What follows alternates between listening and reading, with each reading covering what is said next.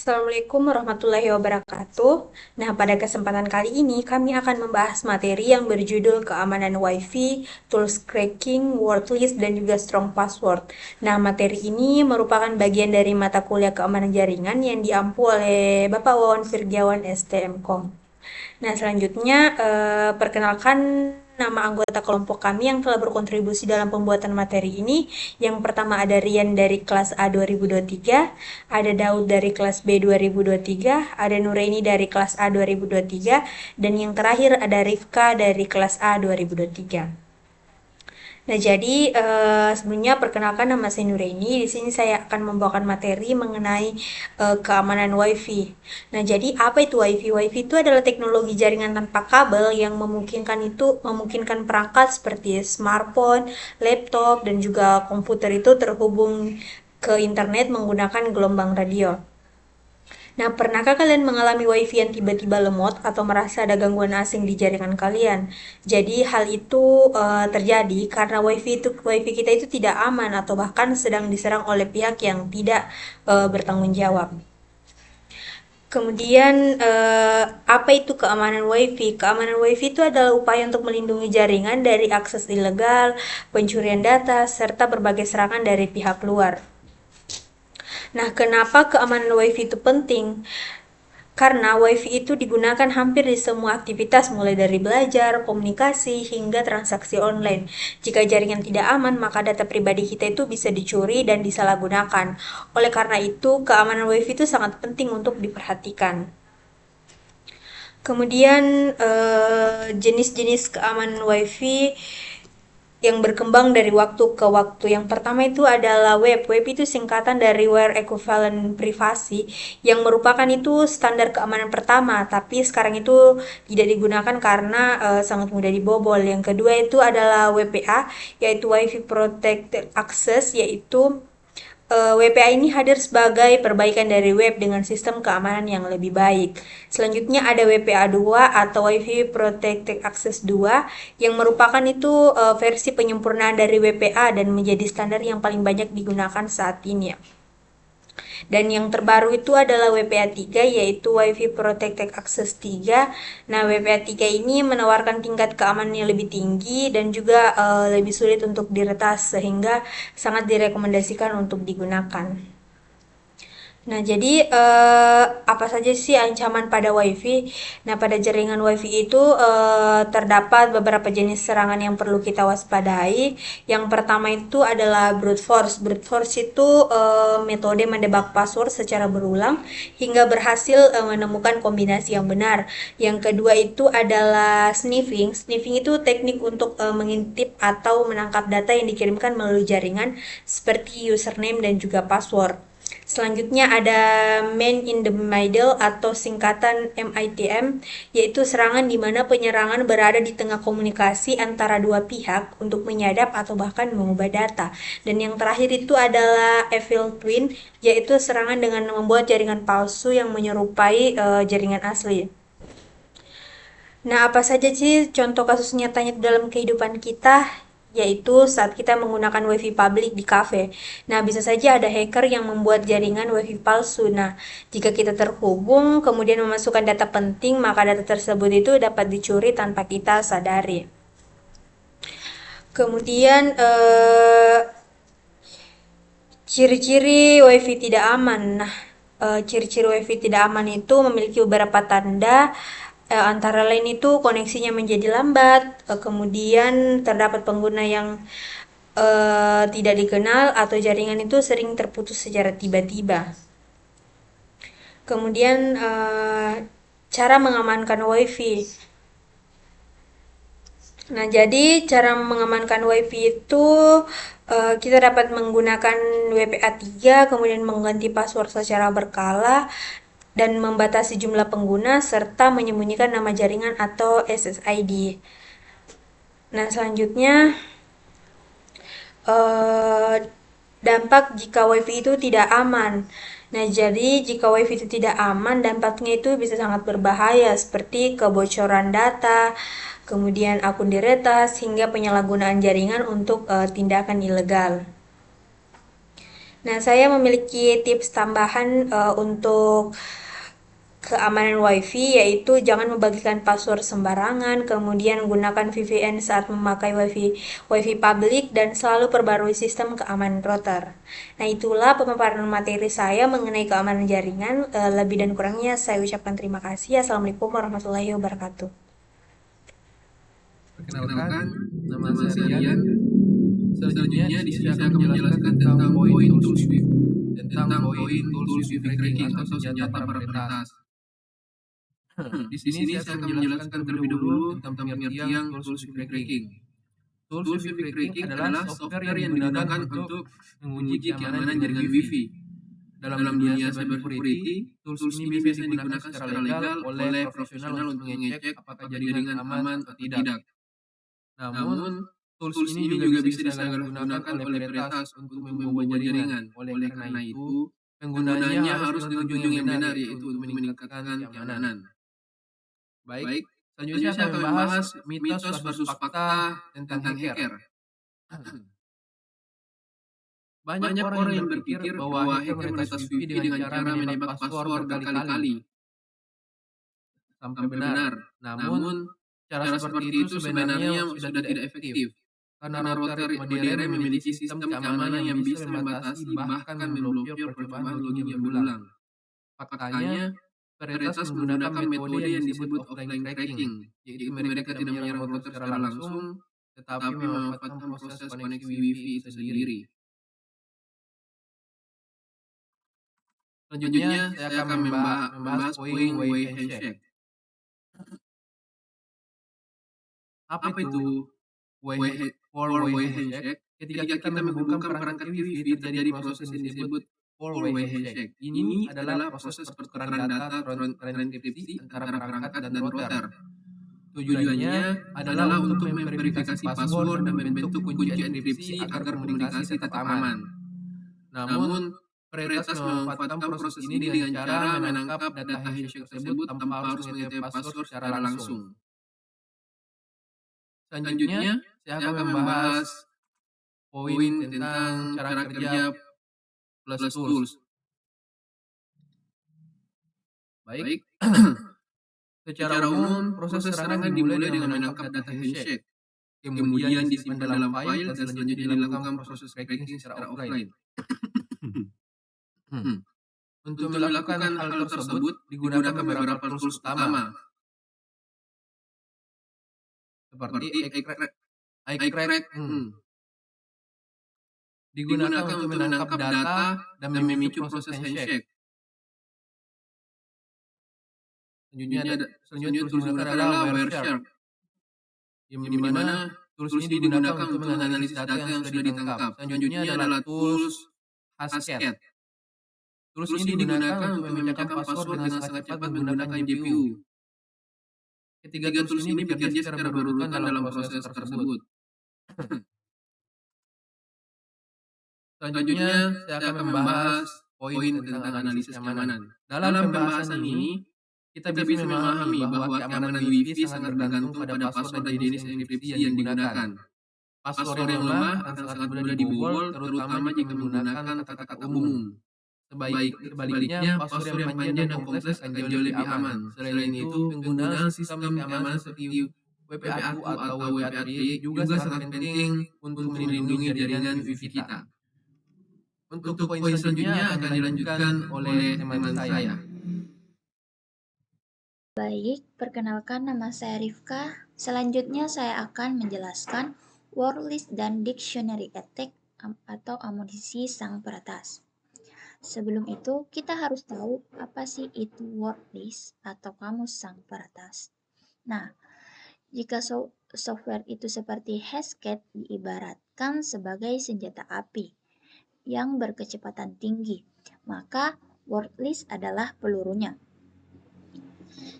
Adapun definisi word list sendiri yaitu sebuah file teks biasa yang berisi daftar jutaan bahkan miliaran kata sandi.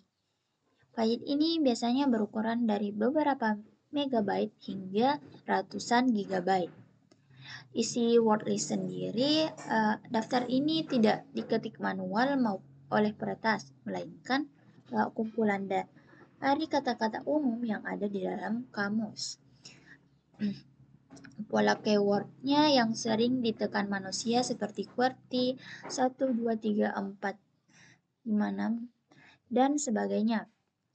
Kemudian, wordlist adalah kumpulan password asli milik jutaan pengguna internet yang pernah bocor atau diretas di masa lalu, atau biasa disebut data breach. Selanjutnya ada RockUTXT.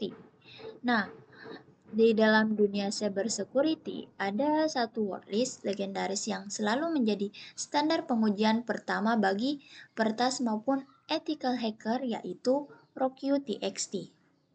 Sejarah RockUTXT, pada tahun 2009, sebuah perusahaan membuat widget media sosial bernama RockU ini diretas karena mereka menyimpan password pengguna tanpa enkripsi yang kata sandi penggunanya itu bocor ke internet. Nah, mengapa sih masih berbahaya saat ini? Meskipun sudah belasan tahun berlalu, file RockUTXT masih sangat relevan dan ampuh membobol banyak jaringan Wi-Fi. Alasannya sederhana, psikologi manusia. Manusia cenderung malas dan selalu menggunakan pola password yang sama, mudah diingat, atau berhubungan dengan kata sifat dasar seperti password, admin123, dan sebagainya. Selanjutnya ada metode serangan. Bagaimana cara peretas menggunakan wordlist? Mereka memasukkannya ke dalam tools seperti Hashcat menggunakan metode serangan tertentu. Yang pertama ada dictionary attack, yang cara kerjanya komputer akan mencoba mencocokkan kata sandi Wi-Fi Anda dengan setiap kata yang ada di dalam wordlist. Dari baris pertama hingga jutaan baris di bawahnya dengan kecepatan yang luar biasa. Kecepatannya tergantung kartu grafis atau GPU peretas. Mereka bisa mencoba ratusan ribu hingga jutaan kata per detik. Jika password Anda adalah kucing lucu dan kata itu ada di baris ke 10 juta pada wordlist, Wi-Fi Anda akan jebol hanya dalam hitungan detik. Selanjutnya, yang kedua ada custom wordlist atau OSINT yang mengambil data dari media sosial, yang dimana jika dictionary attack biasa gagal, peretas tingkat lanjut akan membuat wordlist khusus untuk targetnya. Mereka melakukan OSINT atau Open Source Intelligence dengan cara memata-matai media sosial target, dan mereka akan mengumpulkan data seperti nama, tanggal lahir, idola favorit atau hewan peliharaan.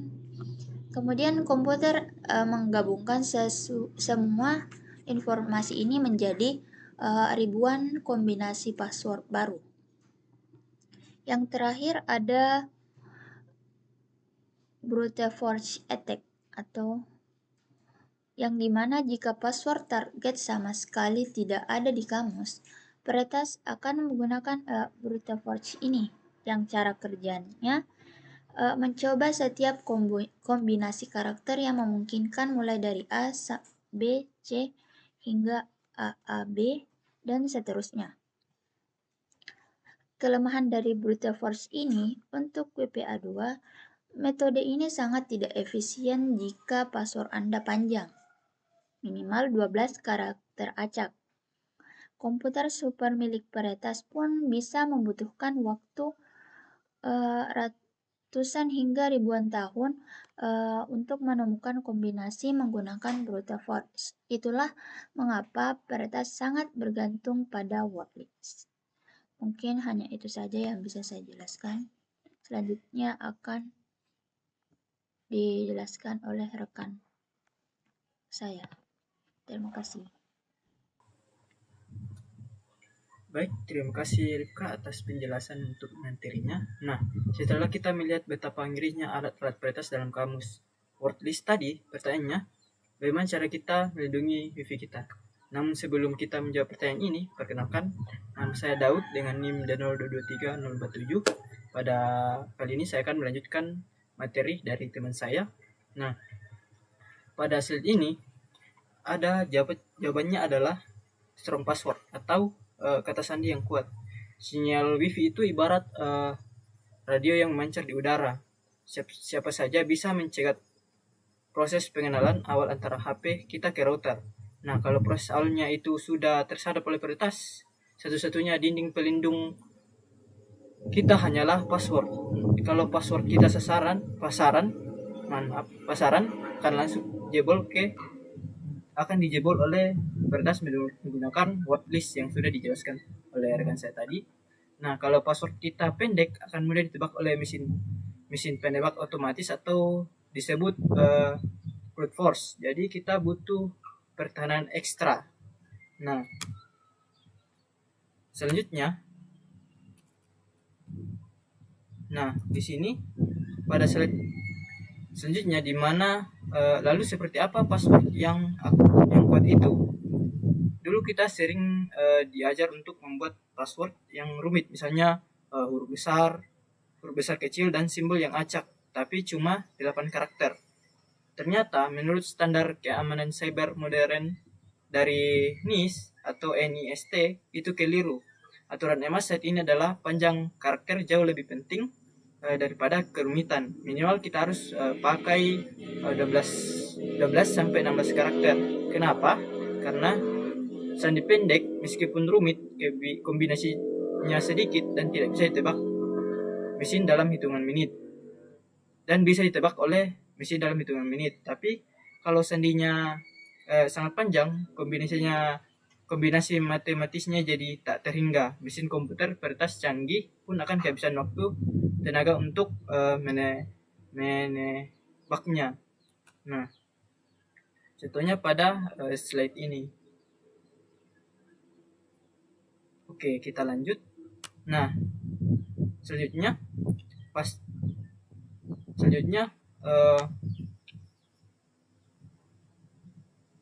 solusi cerdas untuk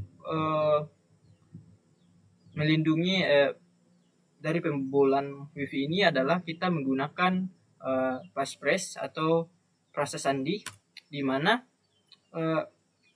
frasa sandi ini adalah kalimat utuh atau gabungan kata yang bermakna bagi pengguna namun tidak ada di kamus manapun. Nah,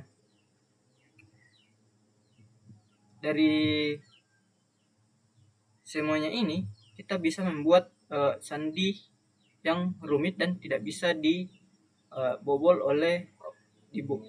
menggunakan mesin seperti brute force seperti itu. Nah, slide selanjutnya yaitu terakhir yang paling penting adalah kita jangan pernah memakai data pribadi untuk membuat sandi, karena semuanya itu akan dapat dilacak via OSINT atau Open Source Intelligence. Ini adalah teknik untuk mencari informasi di berbagai internet. Contohnya,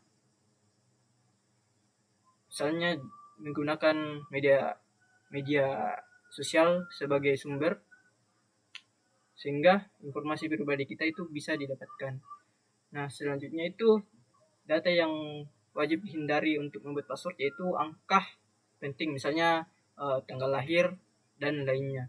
Kemudian yang ketiga itu kata pasaran, contohnya misalnya admin 123 pola keyboard baru 1 sampai 8. Nah, seperti itu untuk menjaga password wifi kita.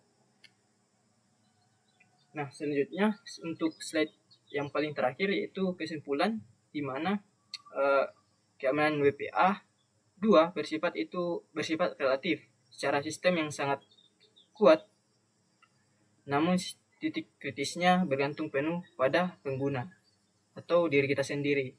Nah, kemudian serangan terjadi secara offline, handshake, Anda dapat disadap dalam bentuk detik tanpa terdeteksi. Kemudian yaitu word list adalah ancaman nyata. Sandi pasaran akan jebol dalam hitungan detik oleh mesin seperti Hesketh dan brute force. Kemudian penggunaan pass price. Frasa sandi minimal kita menggunakan 12 sampai 16 karakter adalah solusi yang paling mutlak untuk menjaga jaringan wifi kita. Demikian materi yang bisa saya sampaikan, dan demikian juga presentasi dari kelompok kami mengenai bahaya pembunuhan wifi dan cara pencegahannya. Semoga materi ini bermanfaat agar kita semua lebih waspada. Terima kasih atas perhatiannya. Sampai jumpa.